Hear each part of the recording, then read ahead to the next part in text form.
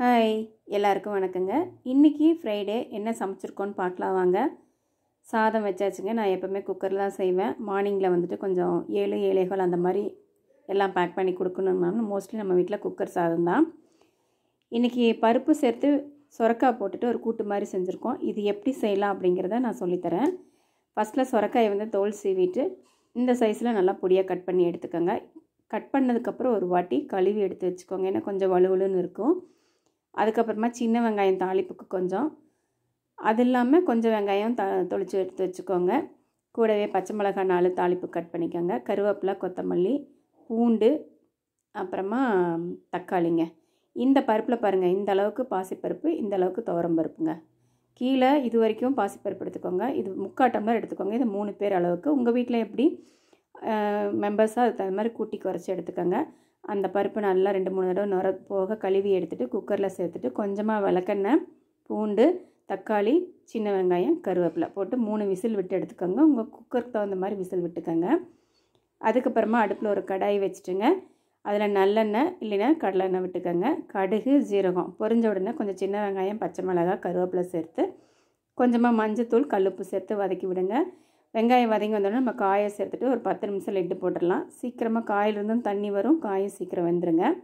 கொஞ்சமாக புளிக்கரைசல் விட்டு ஒரு கொதி வந்ததுக்கப்புறம் நம்ம விசில் வந்து எடுத்து வச்சுருக்கோம் இல்லையா பருப்பு, அதை வந்துட்டு நல்லா மசித்து அந்த காயில் சேர்த்துக்கோங்க.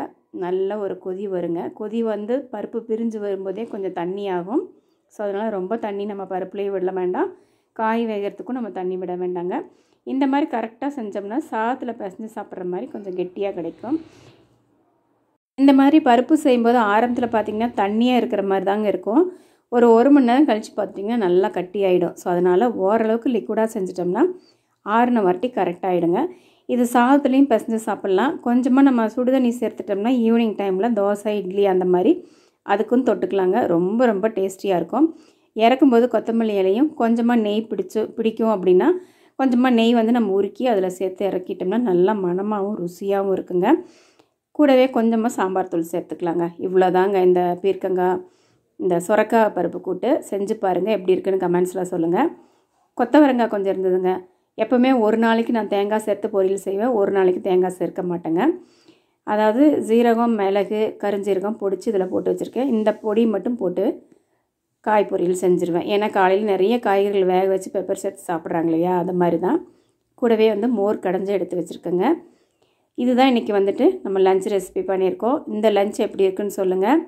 உங்களுக்கும் பிடிச்சிருக்குன்னு நினைக்கிறேன். இதில் ஏதாவது உங்களுக்கு டிப்ஸ் கிடச்சிருந்தா செஞ்சு பாருங்கள். காலையில் சப்பாத்தி தாங்க. இந்த சப்பாத்தி டிபார்ட்மெண்ட்டு பாப்பாவோடது. நல்லா சாஃப்டாக சூப்பராக செய்வாங்க. ஸோ அவங்க சப்பாத்தி சுட்டு எடுத்து வச்சுருக்காங்க. அதுக்கும் நம்ம இந்த கிரேவியை ஊற்றி சாப்பிட போகிறோங்க. 2 சப்பாத்தி வச்சாச்சுங்க. கொஞ்சமாக நம்ம வந்துட்டு சொரக்காய் கூட்டு வச்சாச்சுங்க. ஏன்னா காலையில் நிறைய காய்கறிகளோடு சாப்பிடுங்க.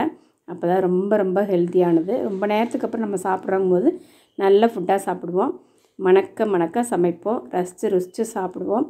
ஆரோக்கியமான ஹெல்த்தியான பொருட்களை நம்ம தேடி சமைச்சு நம்ம குடும்பத்துக்கும் கொடுப்போம். நம்மளும் சாப்பிட்டு நல்லா ஹெல்த்தியாக இருப்போங்க. நம்ம வீடியோ தொடர்ந்து பார்த்துட்டு வரவங்களுக்கு தெரியும், நம்ம வந்து 2-3 நாளாக லைவ் போட்டுட்ருக்கோம்.